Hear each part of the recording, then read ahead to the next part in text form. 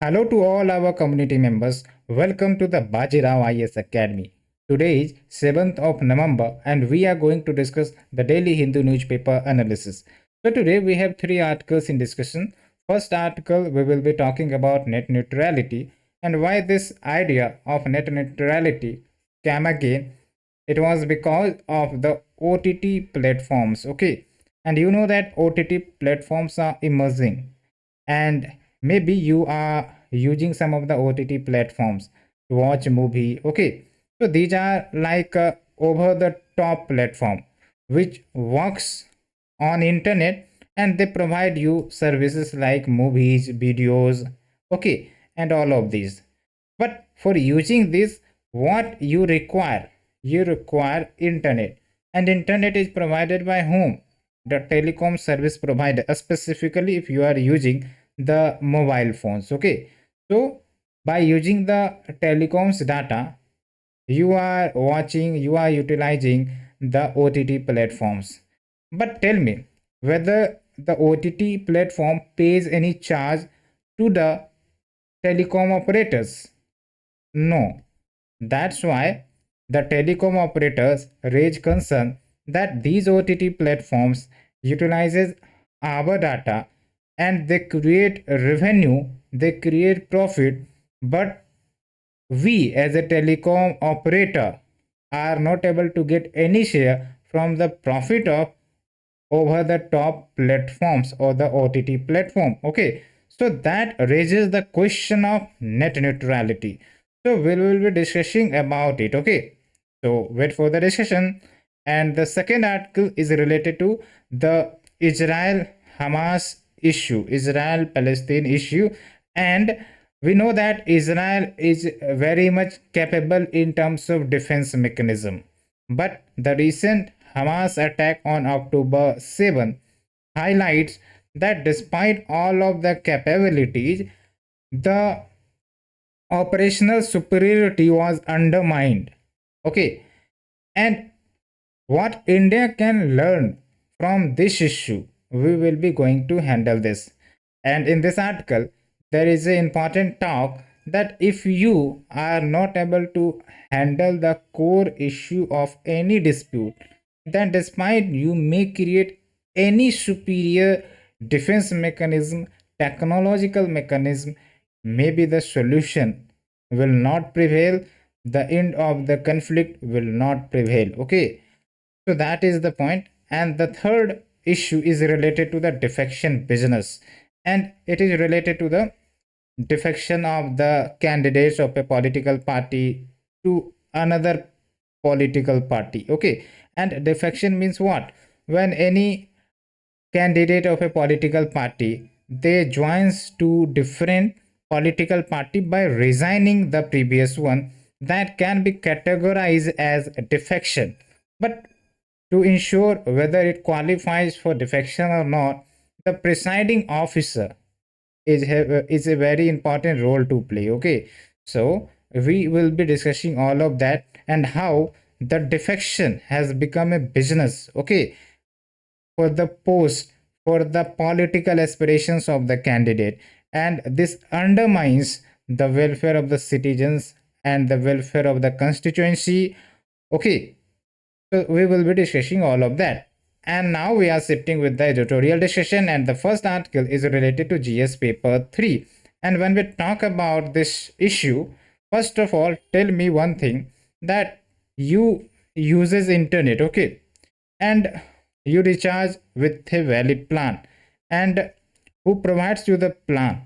The telecom provider. Okay, like it can be Airtel, it can be Jio, all of that. Okay, and using the data recharge, you utilize these OTT services, whether it is G5 or the Amazon Prime. These all are OTT platforms where online streaming, online videos, movies are available, and you can watch here. Okay, but while using these OTT platforms, they use internet, but internet is provided by whom? The telecom operators. That means the telecom operators have the power to ensure that their data are utilized, but these OTT platforms using their data plans, they are creating revenue. Okay, so that means they are not paying any share, any profit to the telecom provider, and that's why these telecom provider raise concern that there should be a profit sharing mechanism or revenue sharing mechanism between telecom provider and the OTT platform. Okay, so that is the point. So in this article, the majority focus is that why the revenue sharing should not happen by the OTT platform to the telecom provider. That means we will be talking against the interest of the telecom operator in this article. Okay, but before that, we will be discussing some of the arguments raised by the telecom provider. Okay, so we have discussed basics about digital services and how internet provide these digital services, and we have the upcoming of OTT platforms, specifically after COVID-19. Okay, and does there is a need for OTT to pay the telecom operator? The important question is answered here. Okay, so first of all, we will understand about the arguments in favor of the telecom operator that puts their argument in favor of charging a share, charging a certain percentage to the OTT that should be given to the telecom operator. So what are the some arguments? First of all, the telecom operator invests heavy money in infrastructure like the towers, the cell towers, the network laydown cables, and all of that. Okay, so that requires that any services which is being utilized by the OTT should also contribute to the telecom operator. Okay, because these OTT runs on the infrastructure created by the telecom operator. Okay, and also OTT earns huge revenue by ensuring the premium subscription. Okay, and also they have the advertisements, and because of that they earns huge revenue. Okay, but these revenue are not shared by telecom operators. And another argument, like they are not subjected to same level of taxation like the telecom operator, whether it is Airtel, whether it is Jio or another telecom provider. They needs license, and for that they need to pay huge amount. Okay, and also their revenue, and from their revenue the government charge them as a tax. Okay, so huge taxation, but this is not in the case of OTT. So that is another argument. So that means there is uneven playing field between the OTT and the telecom operators. So here we are talking about the interest of telecom operator. Okay, but now in this article there is a talk about argument in against why the telecom operator should not demand for the share of revenue from the OTT platform. The basic argument will be given here. So when we talk about the OTT platform, first of all, one, you may agree that it's right that OTT platform are utilizing the infrastructure or the data of the telecom provider. But remember that indirectly the OTT platforms are increasing the data consumption. Okay, and if the data consumption is increasing, that means people will recharge more, and people will recharge more, that means the demand of data is more, and that means indirectly the telecom provider, telecom operator will be getting benefited because people will recharge more. Okay, so that is the point. And also the second argument is like it undermines net neutrality. But how it undermines net neutrality? First of all, you need to understand net neutrality. What do you mean by net neutrality?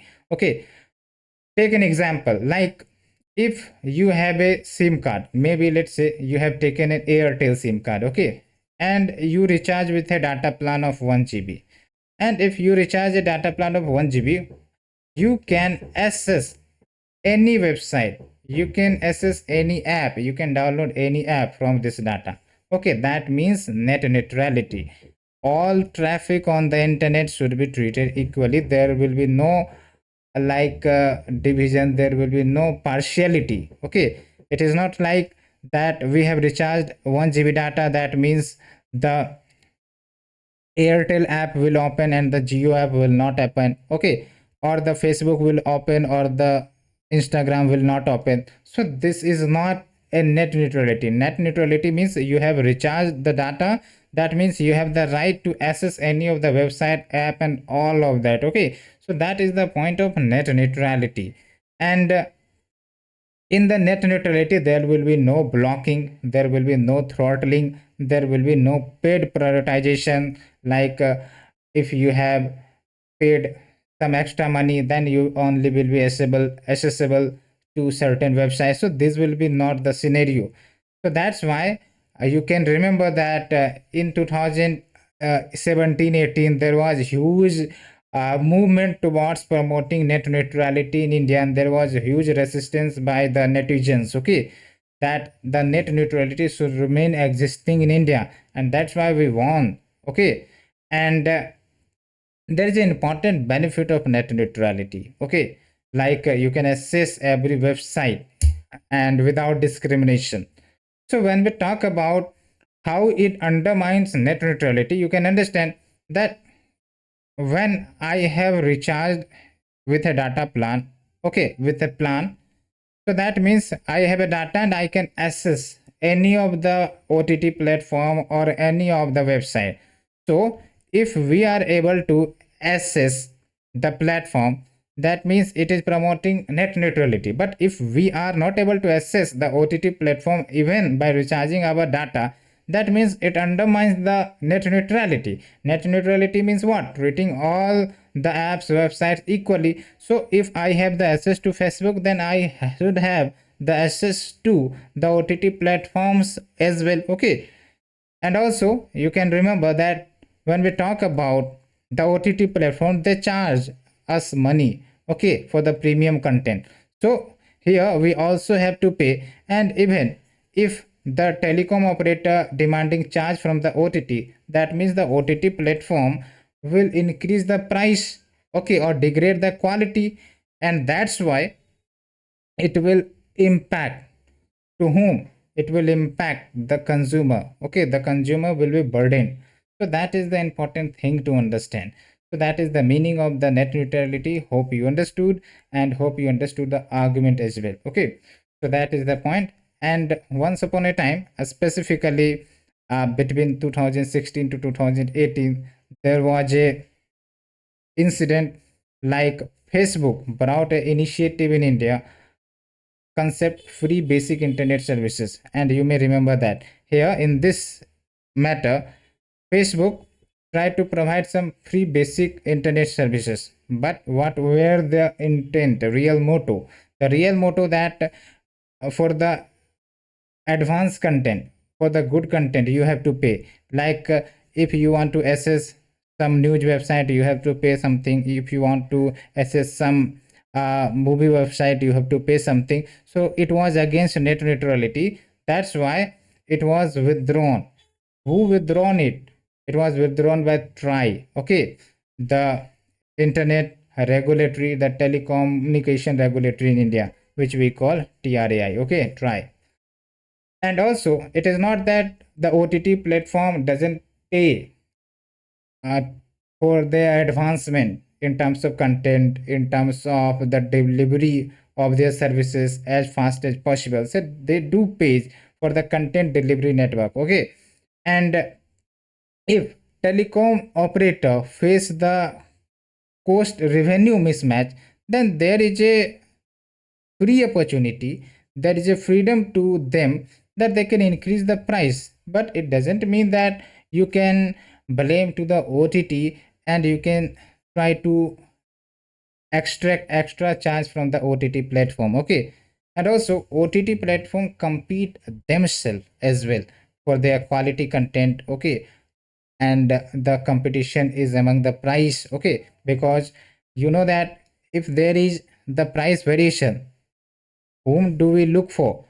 The service which is less in price but good in quality. Okay, so there is a competition among OTT as well, so they also invest to better their infrastructure, to better their content, to better their app services and all of that. Okay. Furthermore, OTT are distinct market and their services are non-substitute. Okay, you cannot substitute the services which is given by the telecom operator with respect to the services given by the OTT, because these are two separate things and they do have the separate market. Okay, so you cannot do that, and also it will increase the burden to the consumer. Okay, and it will also be discriminatory approach if the concept of net neutrality is violated in case of the dispute between the OTT and the telecom operators viewpoint. Okay, and one important argument you can substantiate that the Telecom Regulatory Authority of India, that we call as TRAI, and this body is very very important because this body actually decided that India should possess net neutrality, and that's why India do have the concept of net neutrality. And world over, this movement of net neutrality, which was India as a center, also spreaded into different countries, and from here to there, the concept of net neutrality also showcased. Okay, and you can see that, for example, on Feb 2016, TRAI, Telecom Regulatory Authority of India, prohibited discriminatory tariff for data services, and thus the Facebook free basic platform was withdrawn from India. Okay, and you should understand that these type of decisions do have a very important role for the digital services and for the services that we are aspiring in the future, specifically related to the digital public infrastructure. Okay, so in conclusion, all stakeholders including policy makers needed to recognize that long-term ramifications of fulfilling the short-term telecom companies aims. So here you should understand that the short-term telecom companies aspirations is what, that you can charge the OTT platform extra, but when we talk about long-term implications, then the digital services which are providing by them may be disturbed with respect to the creative innovation, with respect to the consumer welfare as well. So there should be proper analysis of the long-term ramifications. Okay, before hearing, before fulfilling the short-term telecommunication companies aspirations. Okay, so upholding the net neutrality not only preserves open internet but intrinsic to foster conducive environment for innovation, consumer welfare and capacity building. So this is the end of the article. Hope you understood. And now we are shifting to GS paper 2, that is the second article. Okay, and when we talk about the second article, you know that on October 7, the Hamas, which is a terrorist organization of Gaza, and they attacked Israel. And in retaliation, Israel do started attacking Hamas, and you know that the damages caused due to the conflict. Okay, whether it is on the Israeli side or whether it is in the Gaza. Okay, civilian loss is much more, and you should know that who gets impacted the most, the civilians. Ultimately the civilian face the crisis, the blunt of the war. Okay, so what is the context here?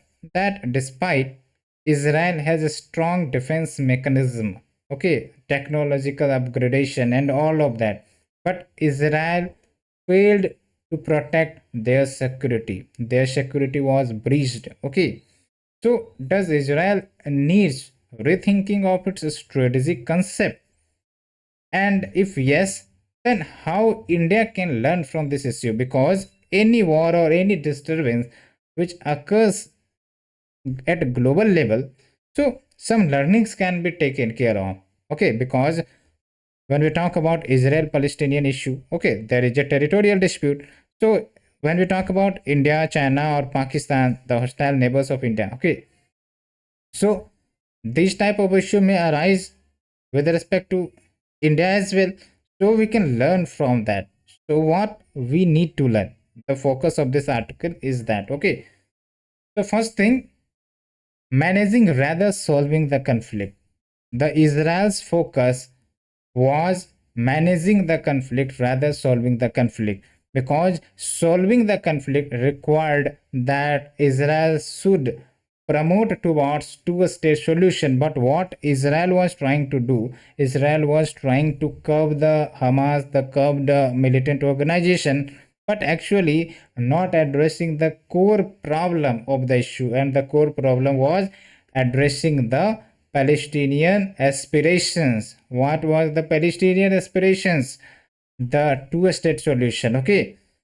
And to ensure that these terrorist organization or the extremist organization does not attack Israel, they applied military tactics. Okay, like they surrender the border along the Gaza, and along with they invented various defense technology, imported various defense technology. Okay, and on average, year on year basis, they also attacked Hamas or the Gaza region, so that the Hamas should not dare to retaliate, okay, against Israel, specifically creating fear among the organization. Okay, so that was the approach. Okay, but Israel was not focusing on solving the actual problem.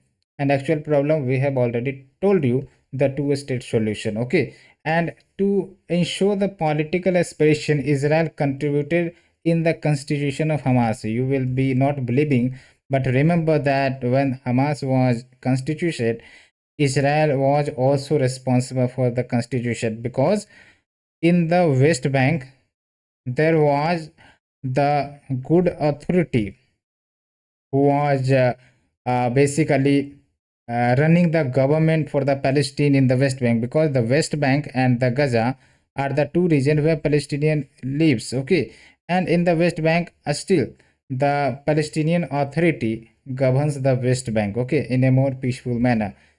So to disturb the peace, to disturb the political aspirations, they helped in creation of the extremist organization called Hamas. Okay, to disturb the authority of West Bank.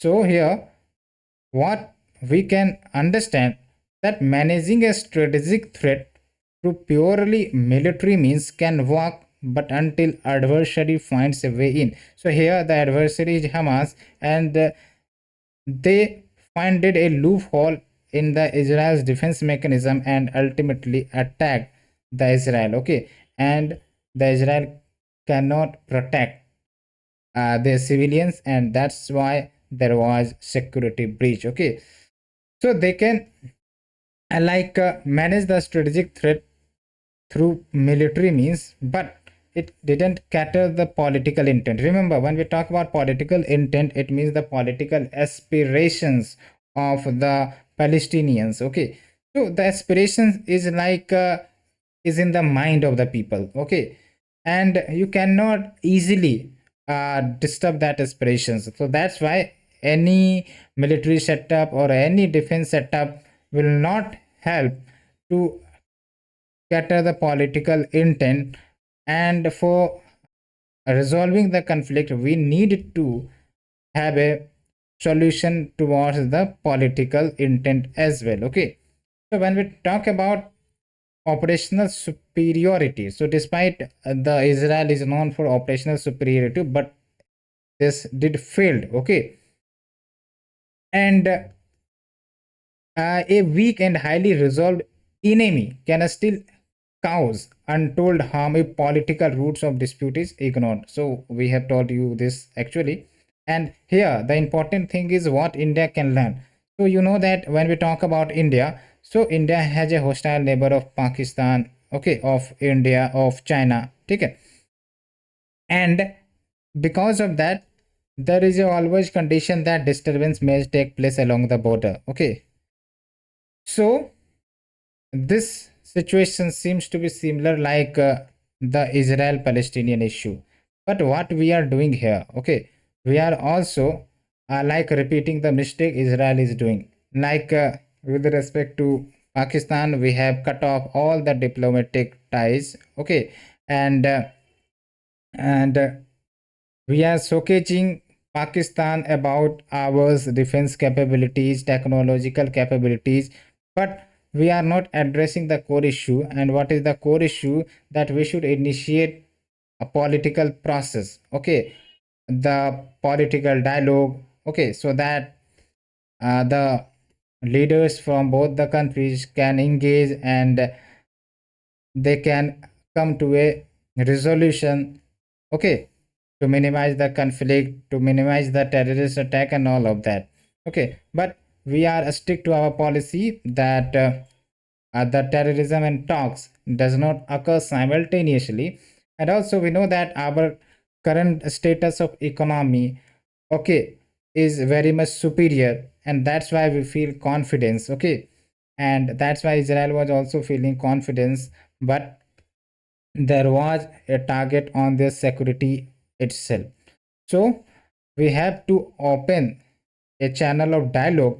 Okay, so that these type of issue which we are seeing in Israel should not occur in the case of India. Okay, and that is the point.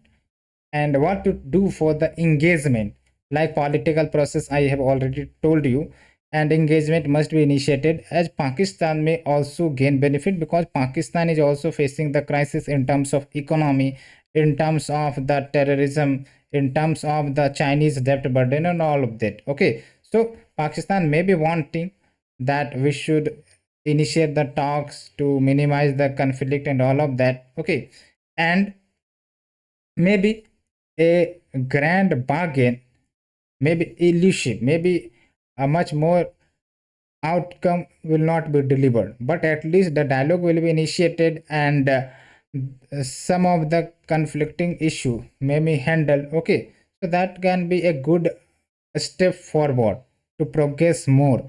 Like when we talk about Israel and Arab countries, okay, so they do not have the diplomatic relations.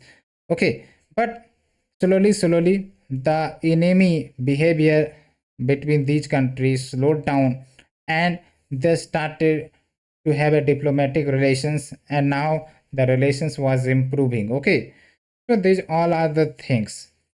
So we need to understand the cost of ignoring politics. Here we are strengthening our military capability, defense capability, and all of that. But we are ignoring the political debate, the dialogue, the participation. Okay, and this can cost us. Okay, and also we should not be dependent only on the operational superiority, as we have seen the failure of operational superiority in the case of Israel.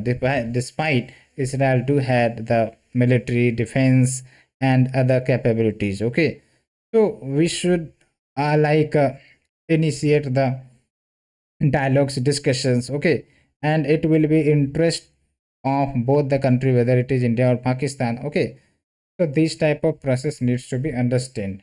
So we have discussed the second article. Now we are shifting to the third article. Okay, when we talk about the defection, we have even asked you a question with respect to the prelims, that anti-defection law deals with which schedule of the constitution, whether it is 9th schedule, 10th schedule, 11th schedule, 12th schedule. So you may have answered that it's 10th schedule. Okay, now answer please, that via which amendment this 10th schedule was inserted into the constitution. Okay, because originally it was not mentioned in the constitution, but it was inserted via an amendment. Okay, so tell me which amendment, and also tell me the conditions required for the defection. Okay, so what is the context here? The context is that election to the 6 states is going to held in the coming month. Okay, and the name of the state is Chhattisgarh, Madhya Pradesh, Mizoram, Rajasthan, and Telangana. But what we are seeing the issue of defection. Okay, and defection means the candidate of a political party, they are trying to shift their political party in the interest that they will get a seat. Okay, they will fight for the election and all of that. So this reflects the policy of opportunism between the candidates. Okay, even they try to cross the ideological behavior which was possessed by them, okay, for the interest of their political career. So this is the point which is highlighted in this article. Okay, and now elections in India has become expensive. Okay, so political parties scenario is also changing. Like in the current scenario, the political party choose candidate or gives seat not only based on the popularity of the candidate but also based on that whether they will be able to cater the resource, they will be able to garner the resource which are needed for the campaign. So this is also the new trend that we are showcasing, and for that the party can also cross the ideological barrier. When we talk about crossing the ideological barrier, that means that despite, let's say, party A and party B both have different ideology, okay, so that means the candidate of party B may not join the party A because of the ideological difference, but now we are seeing the trend that even the candidate of party B can join the political party of A, and even the political party of A can take these candidates because number one, the popularity of the candidate, and number two, because they can ensure the bringing of the resource required for the election campaign. Okay, so this is the point which got highlighted, and this concept is known as politics of patronage. Okay, and because of the rise of politics of patronage, there is less focus on the ideological conviction. Okay, and ideological conviction means what? The party has the ideology, that means the candidate who joins a political party do have the similar ideology, but because of the rise in the patronage politics, the ideology principle is getting sidelined, and the like patronage politics is getting increased. Okay, so that is the politics of patronage, and politics of patronage can be frowned upon as being less representative of the interest and demands in a constituency, and more of a transition between the candidate and the voter. Remember, in the politics of patronage, what happens? Like on the one side, the voter gets good and services from the winning candidate because they please that they will provide these services, these benefits, monetary benefits, and all of that. So the voter gets, and when the voter votes for that candidate, the candidate wins.